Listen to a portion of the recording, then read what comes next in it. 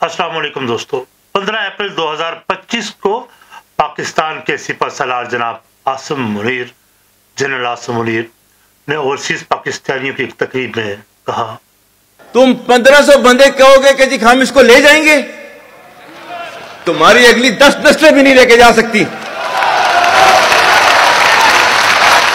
इंशाल्लाह you will see that we will beat the hell of these terrorists very soon. 1500 अफराद हमें शिकस्त नहीं दे सकते। ये बयान फौरन एक सनसनी की सूरत में मीडिया की सुर्खियों का हिस्सा बना। इस पर बहुत सारी तनकीद भी की जा रही है और कुछ हिस्सों में, मुल्क के कुछ हलकों में इसको पजीराई भी इस बयान को मिली। और लेकिन फिर तो सवाल ये पैदा हुआ है कि क्या ये बयान हकीकत में इस मुल्क के हकीकी मसाइल का हल पेश करता है या ये महज एक मुसल्लह ताकत का इजहार है जो पाकिस्तान के मसाइल को मजीद पेचीदा बना देगा। ये सवाल उठ रहे हैं और हम इस बयान को न सिर्फ फौजी हिकमत अमली के जाविये से बल्कि मुल्क की सालमियत के लिहाज से भी अब देखेंगे, गुफ्तगू करेंगे। जनरल आसिम मुनीर का यह बयान एक तरफ फौजी ताकत का मजहर दिखाई देता है तो दूसरी तरफ अवामी सतह पर गैर जरूरी तनाज़े और शिद्दत पसंदी को बढ़ा भी सकता है।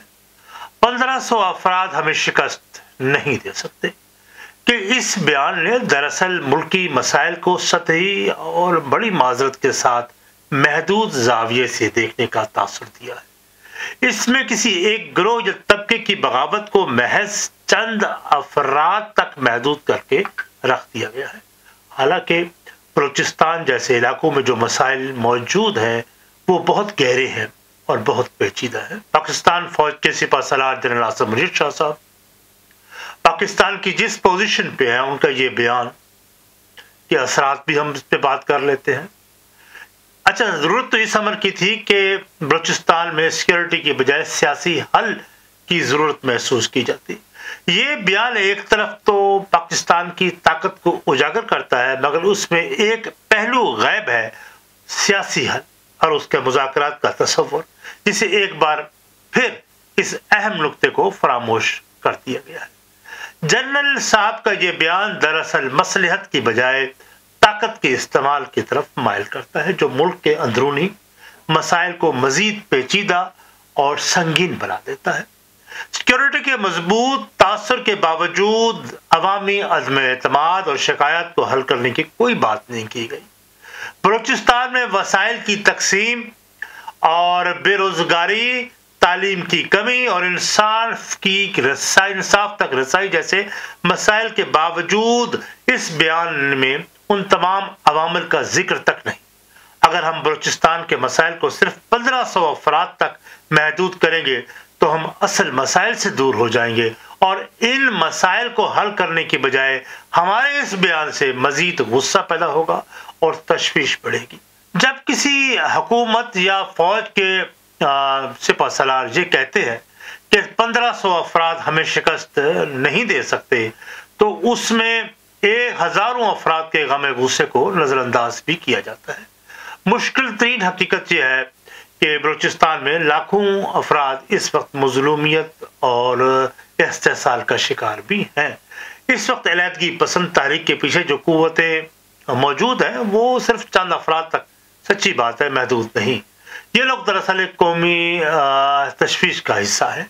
इनकी जद्दोजहद सिर्फ जुल्म के खिलाफ आवाज उठाने की नहीं है बल्कि अपनी शनाख्त, वसाइल और अपने हकूक के लिए भी है। जरूरी नहीं कि बलूचिस्तान की सारी अवाम उनके साथ वाबस्ता हो या उस बयानिए के, अलहदगी पसंदों के बयानिए के साथ वाबस्ता हो, लेकिन एक बात तो तय है, बलूचिस्तान की एक बड़ी तादाद में लोग तशवीश में मुब्तला हैं।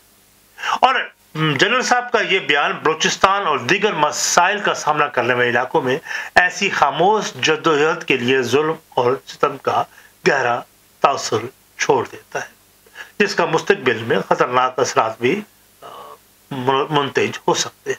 जरूरत इस अमर की है कि ताकत के इजहार के बजाय मुफाहमत की बात की गई। अगर जनरल आसिम मुनीर के बयान का मकसद सिर्फ ताकत का इजहार था तो फिर उसके असरात सिर्फ सिक्योरिटी तक महदूद रहेंगे। अगर मकसद जनरल साहब का पायदार अमल है और मुफाहमत पर जोर दिया जाना फिर जरूरी है। हमें मकामी हुकूमतों को आज़ाद और खुद मुख्तियार बनाना होगा, उनको अपने फैसले करने में आज़ाद करना होगा ताकि अवाम अपने मसाइल खुद हल कर सके, तमाम कौमियतों को बराबर का हिस्सा मिल सके। बलूचिस्तान जैसे इलाकों में जहां माशी मुश्किलात, तालीमी पसमानदी की वजह से और माशी और समाजी हवालों से जो बगावतें जन्म ले रही हैं, वहां ताकत का इस्तेमाल मसले को मजीद बढ़ावा दे सकता है। और सच्ची बात है कि बलूचिस्तान की अवाम के लिए ये बयान रियासत के अदम एतमाद को मजीद वाज़ेह करता है। जब रियासती हुकाम खुद 1500 अफराद को एक खतरा करार देते हैं तो उसका मतलब ये है कि अवाम की आवाज़, इनके मसाइल को सरकारी सतह पर संजीदा नहीं लिया गया। बलूचिस्तान के अवाम समाजी, सियासी, इक्तिसादी महाजों पर अपने जद्दोजहद को नज़रअंदाज करने वाले बयान तो गुस्से और फिर नाराज़गी की शक्ल में देख सकते हैं। ये बयान उन रियासती अदारों की तरफ से बलूचिस्तान की अवामी शनाख्त और तशवीश को दबाने का तासुर भी इससे मिलता है। सच्ची बात तो यह है, जब रियासती सतह पर यह बयान दिया जाता है कि 1500 अफराद को ताकत से दबाया जा सकता है, तो अलहदगी पसंद ग्रुप्स के लिए यह मजीद जवाब फराहम करता है कि वो अपनी जद्दोजहद को अब आगे बढ़ाएं। बलूचिस्तान में अलहदगी पसंद तारीखों ने हमेशा महरूमी, बेरोजगारी, तालीम की कमी, मकामी वसाइल पर रियासती कंट्रोल के बारे में अपने तहफ़्फ़ुज़ात का बार बार इजहार किया है। इस बयान के बाद बलूच अवाम अपने हकूक़ की जद्दोजहद में को मजीद शिद्दत महसूस करेंगे कि शायद अलहदगी पसंद बात अपनी उनका मौक़िफ़ दुरुस्त है। बलूचिस्तान की अवाम के लिए यह बयान एक मुस्बत हिकमत अमली की सूरत में नहीं है, क्योंकि उन्हें यह महसूस होगा कि रियासत उनके लिए मसाइल हल करने के बजाय सिर्फ कुव्वत का इस्तेमाल कर रही है। ये बयान दरअसल रियासती जबर की अलामत है।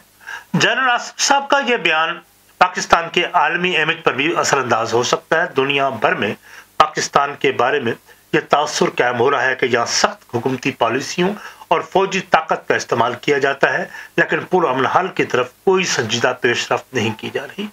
जब हम मजहबी नस्ली अक़लियतों की मुश्किलात को नज़रअंदाज करते हैं, कौमियतों को नज़रअंदाज करते हैं, तो दुनिया भर में पाकिस्तान के बारे में फिर एक मनफी तासुर भी पैदा होता है जो आलमी सतह पर हमारे मफादात के खिलाफ जाता है। अगर ये बयान ताकत के इजहार के तौर पर पेश किया गया है, लेकिन हकीकत यह है कि जनरल आसिम साहब ने इस मसले की असल हकीकत को शायद माजरत के साथ समझने की कोशिश नहीं की। मुसल्लह ताकत का इस्तेमाल मुख्तदर अफराद के लिए ही आसान हो सकता है, लेकिन ये तवील मुद्दत में न तो अमन की जमानत फराहम करता है और ना ही अवामी मसाइल का हल दे सकता है। अगर ये हल दे सकता तो फिर ये अलहदगी पसंद की तारीखें इस शिद्दत से आगे न खड़ी होती और ना ही वो बढ़ बढ़कर आगे बढ़ चढ़कर हम पर हमले करते। इसका वह हल तो फिर जिस तरह मैंने पिछले व्लॉग्स में जो बलूचिस्तान के हवाले से किया वो यही है कि हुकूमत को तमाम ग्रुप्स, सियासी रहनुमाओं, हत्ता के अस्करियत पसंदों के साथ मुज़ाकरात की मेज पर बैठना चाहिए और यहाँ अवाम के जैनमन नुमाइंदों को सामने आना चाहिए।